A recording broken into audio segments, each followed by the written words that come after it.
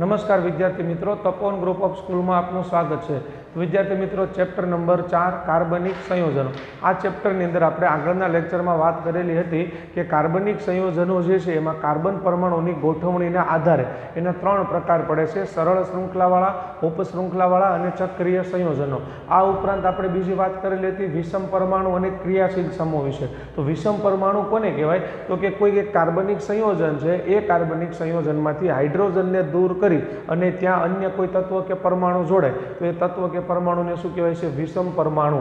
અને ક્રિયાશીલ સમૂહ કોને કહીશું? તો વિષમ પરમાણુઓને સમાવતો પરમાણુનો સમૂહ। મતલબ પરમાણુનો સમૂહ એટલે એક કરતાં વધારે પરમાણુ જોડાયેલા હોય તેને પરમાણુનો સમૂહ કહેવાય। કોઈ એક અણુ, એ અણુની અંદર વિષમ પરમાણુ જો ઉપલબ્ધ હોય તો એ પરમાણુના સમૂહને શું કહેવાય છે? ક્રિયાશીલ સમૂહ। અને આ ક્રિયાશીલ સમૂહ જ્યારે હાઇડ્રોકાર્બન સાથે જોડાય ત્યારે શું થશે?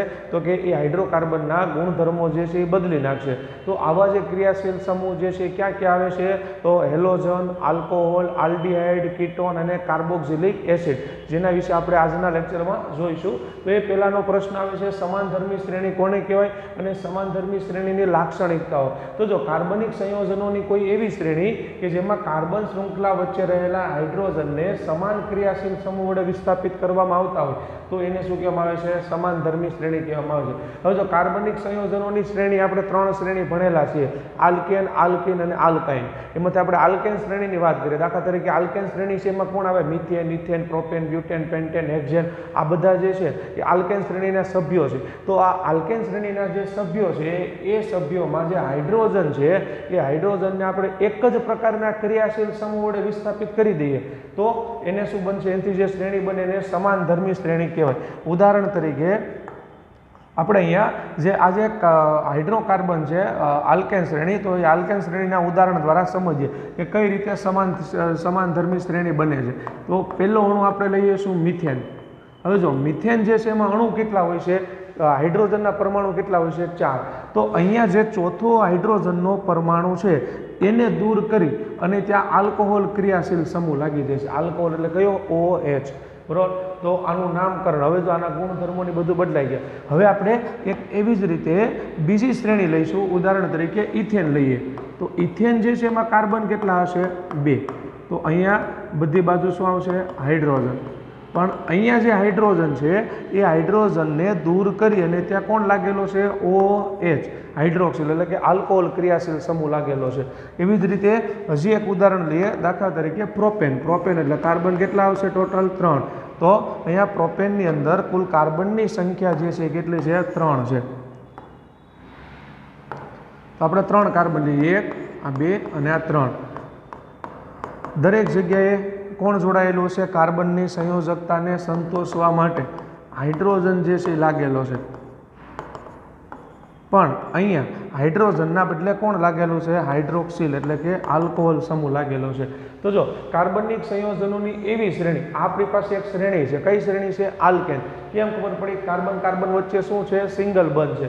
તો આ એક આલ્કેન શ્રેણી છે। આ આલ્કેન શ્રેણીમાં કાર્બન શૃંખલામાં રહેલો હાઇડ્રોજન, હવે જો આ કાર્બન શૃંખલા છે એમાં જે છેલ્લે હાઇડ્રોજન હતો એ હાઇડ્રોજનને સમાન પ્રકારના ક્રિયાશીલ સમૂહ વડે વિસ્થાપિત કર્યો। જો હવે આ શ્રેણીના ત્રણેય સભ્યો છે એ ત્રણેય સભ્યોને આપણે એક જ પ્રકારના ક્રિયાશીલ સમૂહ વડે વિસ્થાપિત કર્યો, અને કયો છે? OH। તો સમાન પ્રકારના ક્રિયાશીલ સમૂહ વડે વિસ્થાપિત કરવામાં આવે તો એનાથી જે આખી શ્રેણી બને છે આ શ્રેણીને શું કહેવામાં આવે છે? સમાનધર્મી શ્રેણી કહેવામાં આવે। સમજ પડી? એટલે કોઈ એક કાર્બનિક સંયોજનોની શ્રેણી છે એ શ્રેણીમાંથી હાઇડ્રોજનને દૂર કરી અને દરેક સભ્યોની પાછળ એક જ સરખો ક્રિયાશીલ સમૂહ લગાવી દઈએ તો એનાથી જે શ્રેણી બને છે એ શ્રેણીને સમાનધર્મી શ્રેણી કહેવામાં આવે છે। આ શ્રેણીની લાક્ષણિકતાઓ છે તો સમાનધર્મી શ્રેણીમાં દરેક સંયોજનમાં રહેલા તત્વો અને ક્રિયાશીલ સમૂહ કેવા હોય છે? સમાન હોય છે। મતલબ સમાનધર્મી શ્રેણીનો તમે કોઈ પણ સભ્ય લો તો બધા સભ્યોમાં ક્રિયાશીલ સમૂહ કેવો લગાડેલો હોય છે? સરખો। બીજું, શ્રેણીના દરેક સભ્યને સામાન્ય આણ્વીય સૂત્ર વડે દર્શાવી શકાય છે। જેમ કે આલ્કેન શ્રેણીનો સભ્ય છે તેને આપણે શેના વડે દર્શાવીએ છીએ? 2n+2 વડે।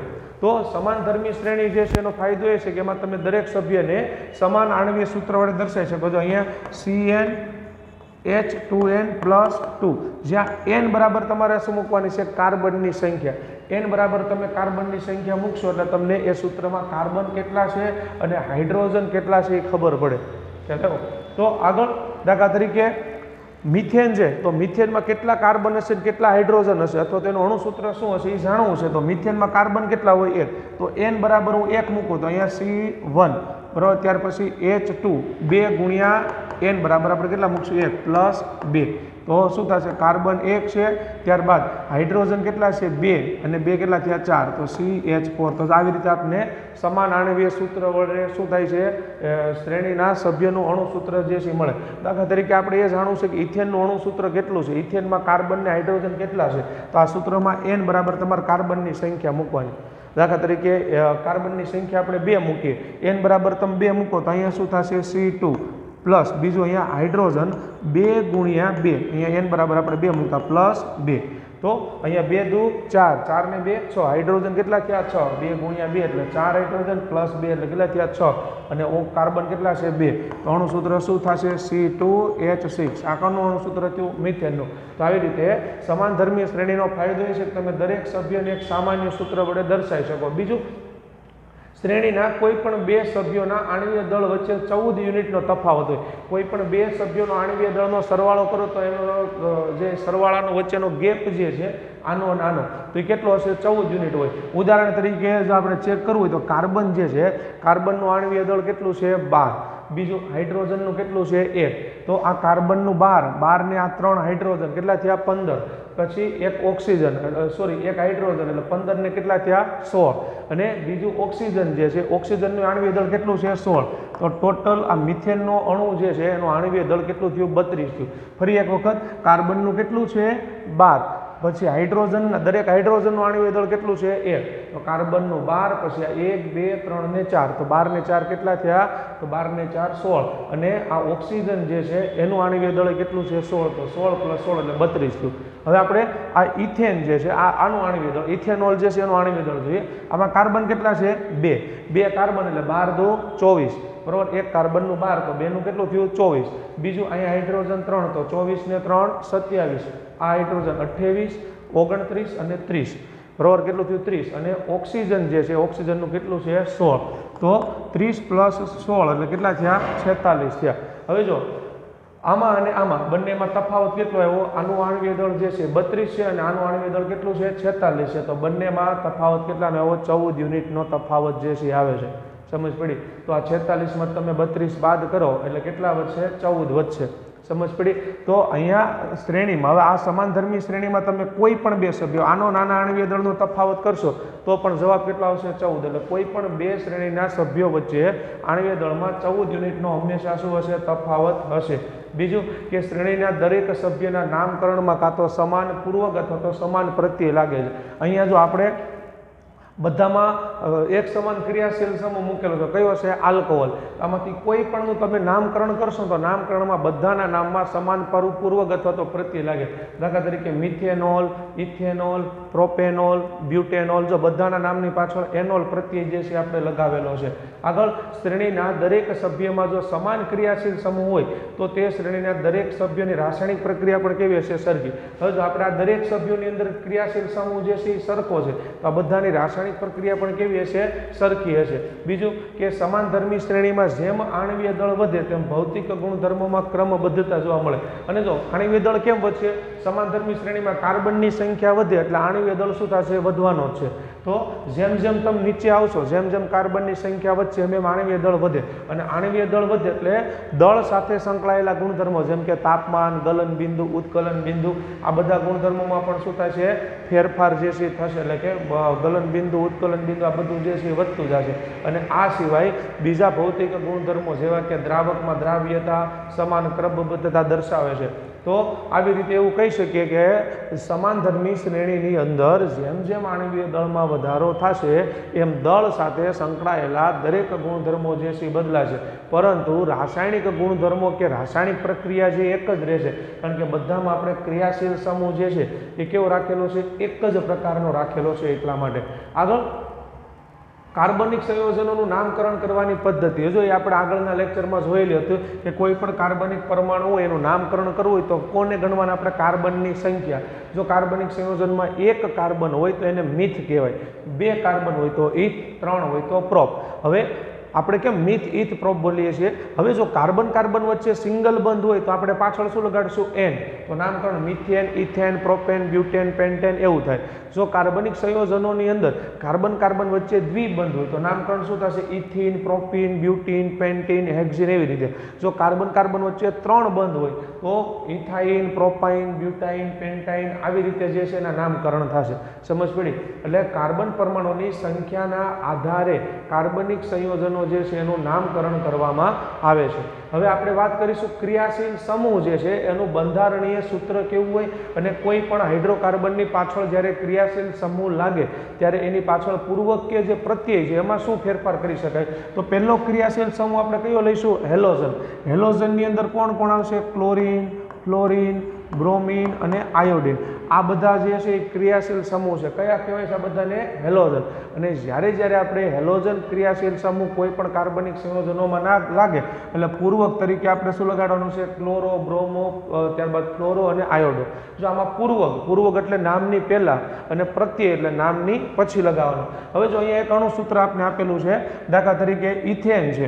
હવે ઇથેન જે છે એમાં પ્રોપેન છે. પ્રોપેનમાં કાર્બન કેટલા હોય છે? 3. તો આ જે પ્રોપેનનું બંધારણીય સૂત્ર છે આમાં અહીંયા દરેક જગ્યાએ કાર્બનની સંયોજકતા જે છે એ હાઇડ્રોજન વડે સંતોષાયેલી છે.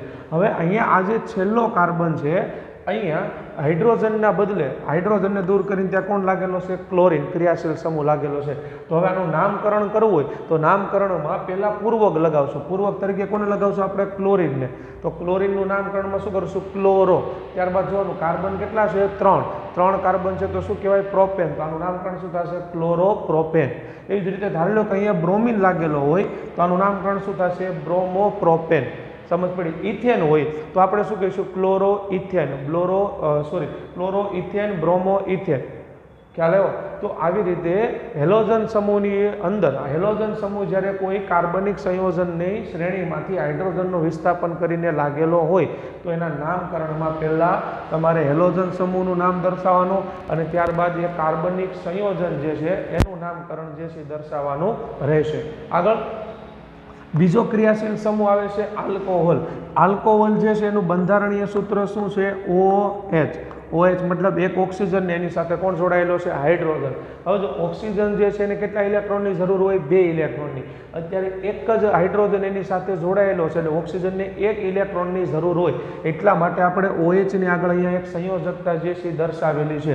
હવે ધારી લો કે આલ્કોહોલ ક્રિયાશીલ સમૂહ છે એ જ્યારે કોઈ પણ હાઇડ્રોકાર્બન સાથે જોડાય, દાખલા તરીકે મિથેન છે તો મિથેનની અંદર 4 હાઇડ્રોજન હોય.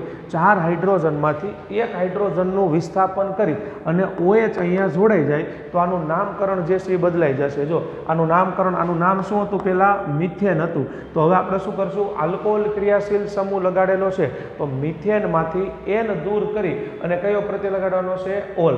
એટલે આનું નામકરણ શું થશે? મિથેનોલ અથવા તો એનોલ પ્રત્યય જે છે લગાડી શકાય. બરાબર? મિથેનોલ.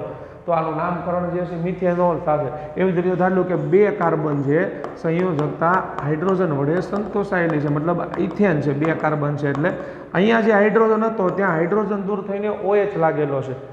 OH લાગેલો છે તો ફરી પાછું આમાં પ્રત્યય લગાડવાનો છે આપણે ઓલ. તો 1 અને 2 કાર્બન એટલે ઇથેન. તો ઇથેન પ્લસ ઓલ એટલે આને આપણે શું કહીશું? ઇથેનોલ. શું કહીશું? ઇથેન પ્લસ ઓલ એટલે એને શું કહીશું? ઇથેનોલ. હવે જો તમને બીજો પ્રશ્ન કદાચ એવો થતો હોય કે OH જે છે એની જગ્યા બદલી શકાય તો હા, એવું નથી કે અહીંયા જ OH લગાડી શકો, તમે અહીંયા પણ લગાવી શકો, અહીંયા પણ લગાવી શકો, અહીંયા કોઈ પણ જગ્યાએ OH લગાડી શકાય. સમજ પડે છે? મતલબ એવું ફિક્સ નથી હોતું કે OH હાઇડ્રોક્સિલ સમૂહ જે આલ્કોહોલ છે પાછળ જ લાગે. ખ્યાલ આવ્યો? ઉદાહરણ તરીકે આપણે જો પ્રોપેનનું ઉદાહરણ લઈએ. કાર્બન જે છે 3 લઈએ છીએ. હવે આ દરેક જગ્યાએ હાઇડ્રોજન જે છે એ લાગેલો છે અહીંયા. તો અહીંયા જો આ સંયોજકતા જે છે કાર્બનની અધૂરી છે, મતલબ અહીંયા હાઇડ્રોજનને દૂર કરીને OH અહીંયા લાગેલું છે. તો આને પણ આપણે શું કહીશું? કાર્બન કેટલા છે? 3 કાર્બન છે એટલે પ્રોપેન પ્લસ ઓલ એટલે આનું નામકરણ શું થશે? પ્રોપેનોલ. પણ આના નામકરણ કરતી વખતે ધ્યાન શું રાખવું પડશે? OH જે છે ને કેટલા નંબરના કાર્બન ઉપર છે ગણતરી કરવી પડે.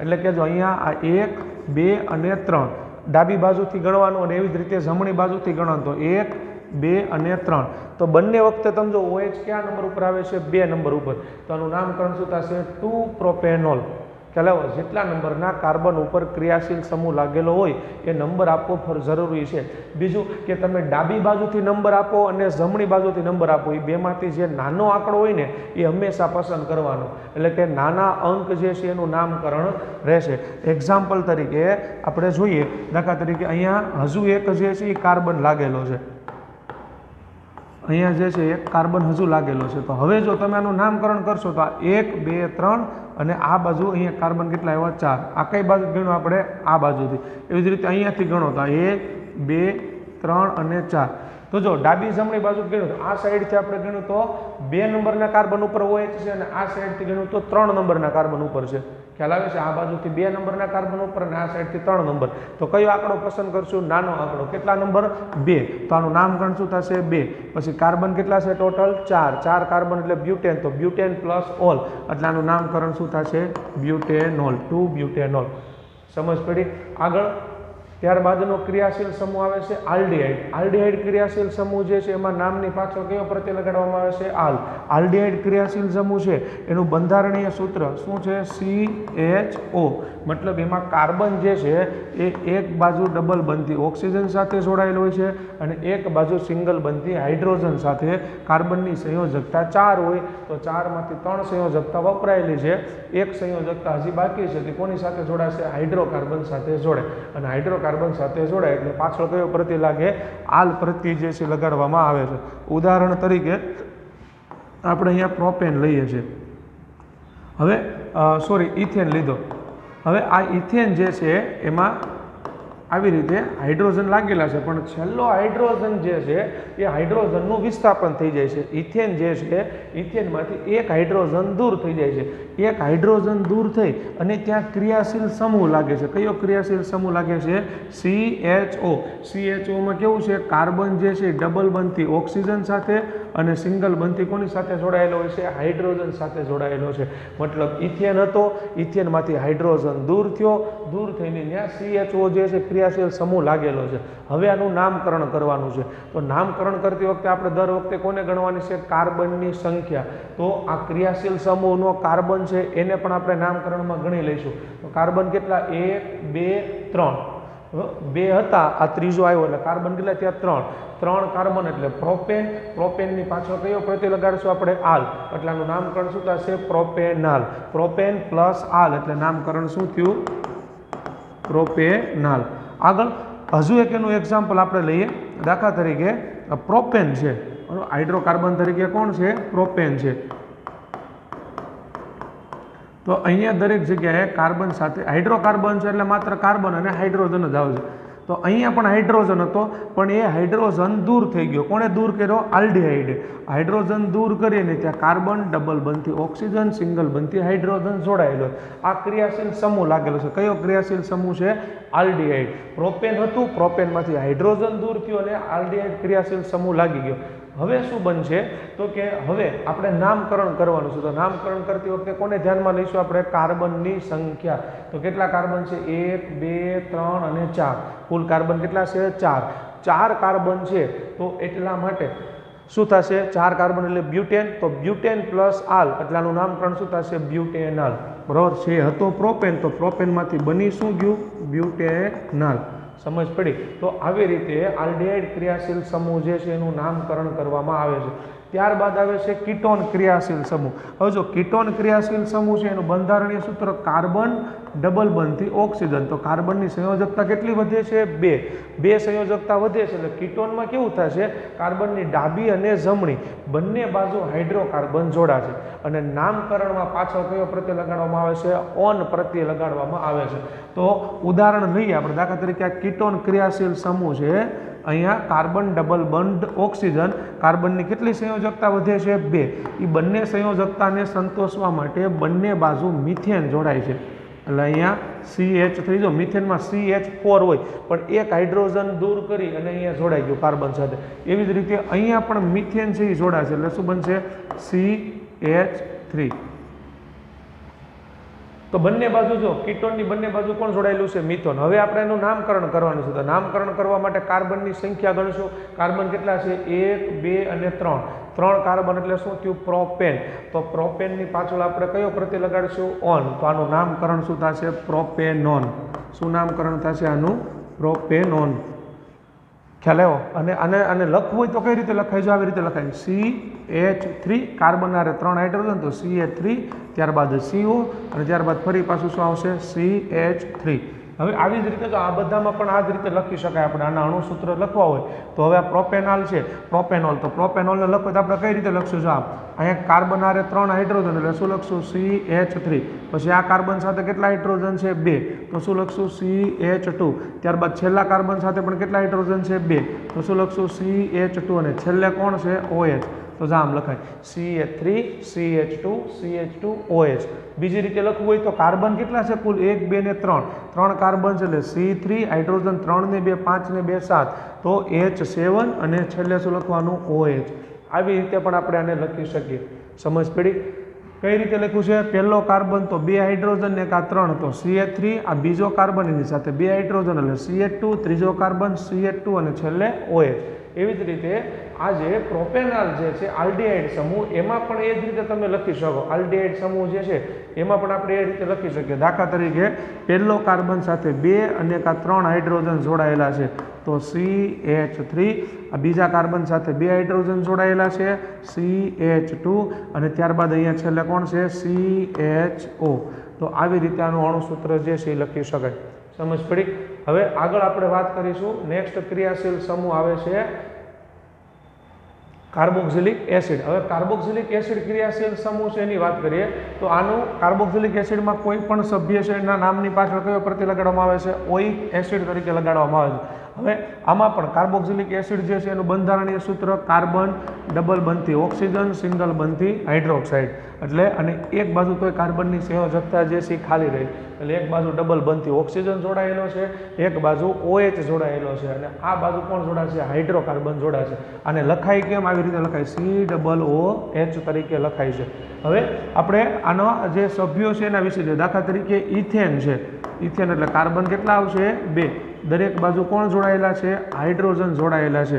પણ અહીંયા જે છેલ્લો હાઇડ્રોજન હતો એ વિસ્થાપિત થઈ ગયો અને ત્યાં કોણ જોડાઈ ગયું? કાર્બન ડબલ બનતી ઓક્સિજન અને સિંગલ બનતી OH.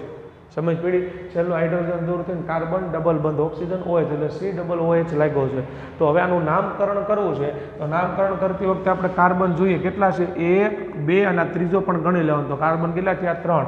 તો 3 કાર્બન એટલે પ્રોપેન અને પ્લસ ઓઇક એસિડ એટલે આનું નામકરણ શું થશે? Propanoic acid. અને બીજી રીતે લખવું હોય તો આમાં પણ લખી શકાય. જો CH3, આ કાર્બન સાથે 3 હાઇડ્રોજન CH3, આ બીજા કાર્બન સાથે કેટલા હાઇડ્રોજન છે? 2.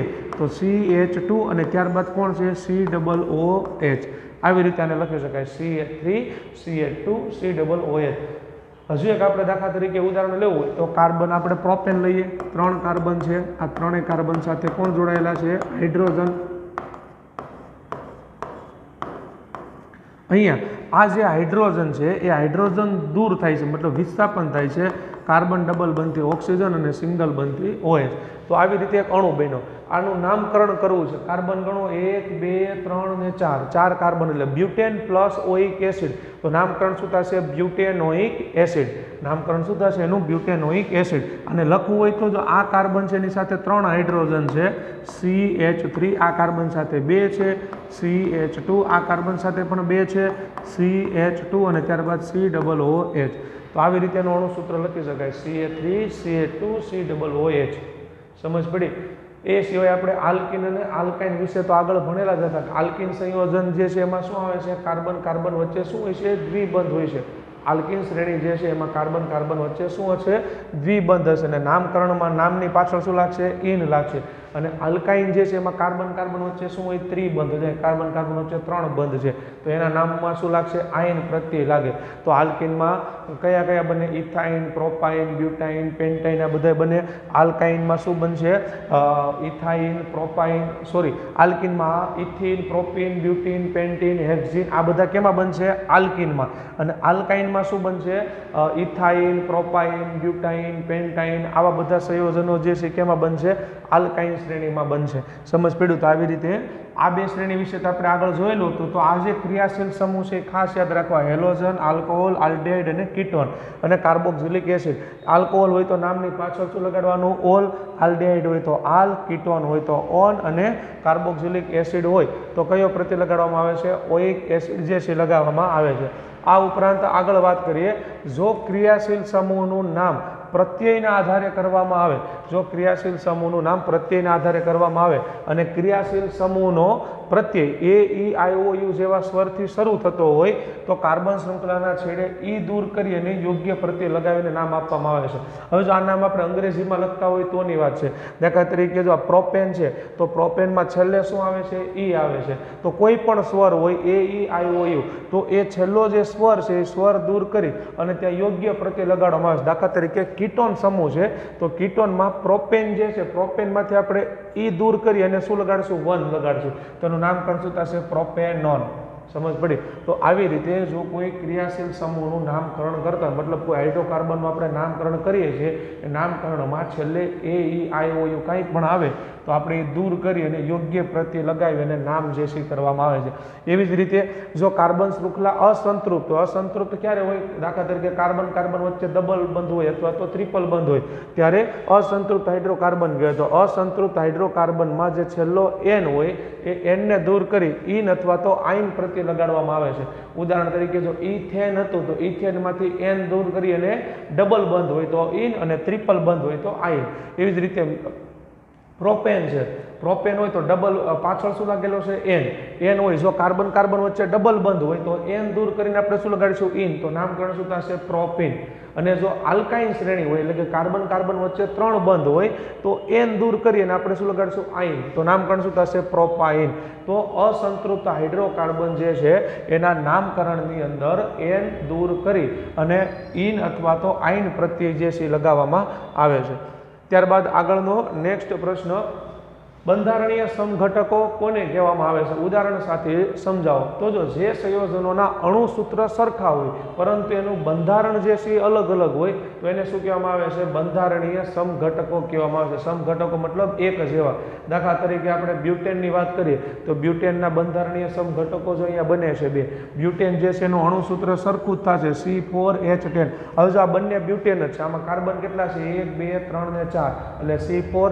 હાઇડ્રોજન જે છે કેટલા છે? ઉપર 4 અને નીચે 4. કેટલા થયા? 8. 8 ને 2 10 તો H10. તો આ પહેલું જે છે એનું અણુસૂત્ર શું થશે? C4H10. એવી જ રીતે આ બીજું જે છે બંધારણી જુઓ, એમાં કાર્બન કેટલા છે? 1, 2, 3 અને 4. 4 કાર્બન એટલે C4. હાઇડ્રોજન જે છે કેટલા છે? 3, 4, 5, 6, 7, 8, 9 અને 10. 10 હાઇડ્રોજન એટલે H10. તો આ બંનેના અણુસૂત્ર જે છે એ સરખા છે પણ બંનેના જે બંધારણ જે છે એ કેવા છે? અલગ અલગ છે. અલગ અલગ કઈ રીતે? જો આ સરળ શૃંખલા છે. સરળ શૃંખલા કેમ? કારણ કે બધા કાર્બન જે છે એક જ લાઇનમાં જોડાયેલા છે એટલે આ સરળ શૃંખલા છે. તો આનું બંધારણ જે છે એ સરળ શૃંખલાવાળું કહેવાય. અને આ જે છે એને કેવા કહીશું આપણે? શાખીય શૃંખલા. બરાબર? શાખીય શૃંખલા શું કામ? કારણ કે કાર્બન જે છે એ સીધી શૃંખલામાં તો છે જ પણ સીધી શૃંખલા સાથે સાથે એમાં શું પડી? શાખા પડી. બરાબર? પણ આમાં પણ તમે જો કાર્બન કેટલા છે? 4 જ છે. આમાં કાર્બન કેટલા છે? 4. એટલે અણુસૂત્ર બેયના કેવા છે? સરખા છે પણ બંનેના બંધારણ કહેતા કાર્બનની ગોઠવણી જે છે બંનેમાં કેવી છે? અલગ અલગ છે. આમાં સીધી લાઇનમાં કાર્બન ગોઠવાયેલા છે, આમાં કઈ રીતે ગોઠવાયેલા છે? શાખીય રીતે. મતલબ સીધી લાઇનમાં શું પડી છે? શાખા પડી છે. તો આ બંનેના બંધારણ અલગ અલગ છે. એટલે બંધારણ અલગ અલગ હોય પણ અણુસૂત્ર સરખા હોય તો એવા સંયોજનોને શું કહેવામાં આવે છે? એકબીજાના બંધારણીય સમઘટક તરીકે ઓળખવામાં આવે છે. તો આજના લેક્ચરમાં આપણે અહીંયા સુધી રાખીશું. ત્યારબાદના નેક્સ્ટ લેક્ચરમાં આપણે કાર્બનિક સંયોજનોના રાસાયણિક ગુણધર્મો વિશે જોઈશું. Thank you.